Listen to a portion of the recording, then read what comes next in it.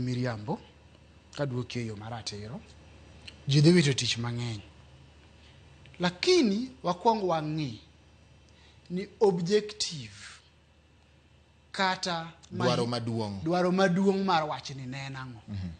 Mano gima important. To kwaseneno dwaro to wabiro ng'e ni sirikal duokowa koso gin koro giloyo gwendgi giwegi, tiende ni giriambo koso giwacho adier.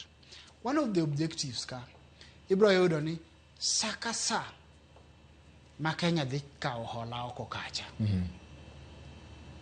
nitie gik moko ariyo mahinyo hola ni. Yes. Mokwongo en recurrent expenditures mwatimrego nade ma wan go. Ti lero negi maber ni recurrent expenditure en gino matimre dwe ka dwe. Wachulo kawuono kendo dwe ka loko to wachulo, kendo dwe ka doko to wachulo. Ma one of them en osara. Mar ariyo nyalo bedo rent. Nikech sama gigi timre, boero ni kuonde moko gitimre e utewa ma sirikal otimre nade? Odeso. To deso ok rach, chulo osara ok rach. Ang'ono ma gigi kelo. Okay.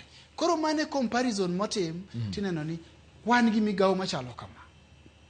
En wachulo osara pesa machalo kama, wachulo rent pesa machalo kama, recurrent expenditures. To en yuto gima wayudo ka to maybe onge. Ki compare gima wuok gi gima donjo opogore. Ma wuok ng'eny moloyo gima donjo. Tinene one of the objectives en ni nonego bed ni watem kata ni waduoko recurrent expenditures pay. Costs of salaries and such like rent. Mano kanyo objective number 1.